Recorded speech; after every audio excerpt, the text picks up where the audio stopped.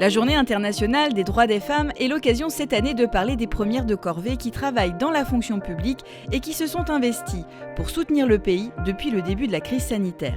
Pour moi, la crise du Covid-19, elle a commencé quand je venais tout juste d'être diplômée. Je suis arrivée en réanimation pédiatrique. J'avais postulé avant cette crise et je pensais que j'allais être épargnée et finalement, pas du tout. J'ai eu la chance de travailler dans un hôpital qui avait les moyens. Donc on avait les surblouses, on avait les masques, on avait les charlottes, on avait les gants, on avait tout ce qu'il fallait pour ne pas se mettre en danger. Je dis que c'est une chance parce que je sais que j'ai d'autres collègues dans d'autres hôpitaux qui eux n'ont pas eu ça et c'était assez compliqué pour eux. Dans l'éducation nationale, les AESH, les accompagnantes d'élèves en situation de handicap, ont elles aussi pris la situation à bras-le-corps en se créant une place dans le dispositif d'école à la maison.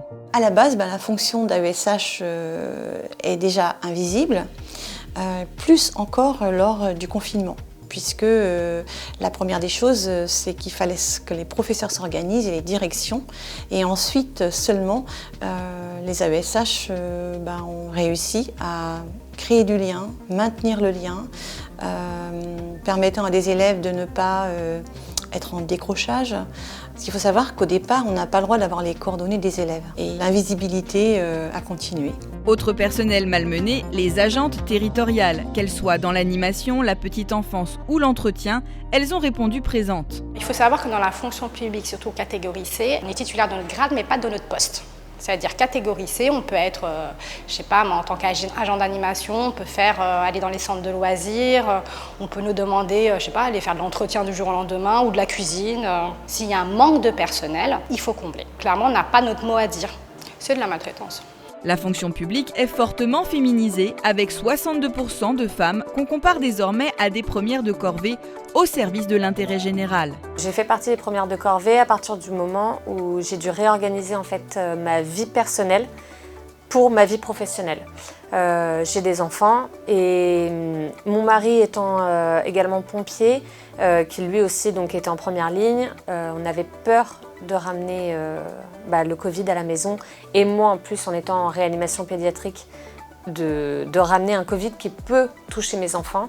Donc je m'en suis séparée pendant 2 mois et au moins j'étais disponible à 200% pour le service et pour travailler pour les patients, quoi.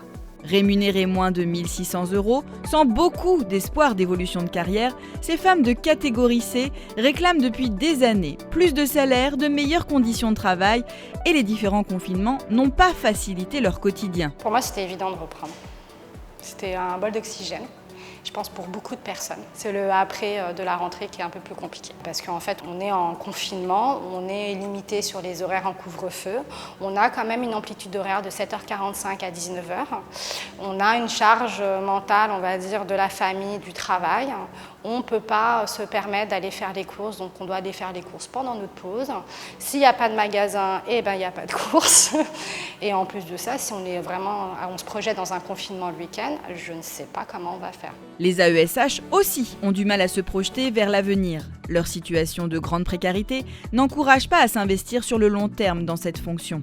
Aujourd'hui, en tant qu'AESH et femme, ce que je revendique, c'est que cette fonction soit un vrai métier à part entière. Je revendique aussi une reconnaissance et donc un meilleur salaire. Aujourd'hui, même avec un temps plein, on ne vit pas correctement, surtout quand on est, par exemple, comme moi, une maman solo. Au quotidien, on fait toujours très attention, mais ça veut dire qu'il n'y a pas de loisirs. Les soins de santé, il y a des choses qu'on va pas soigner, les dents, par exemple. Quand on gagne 1 340 €, la question qu'on va se poser, c'est combien on aura quand on sera en retraite.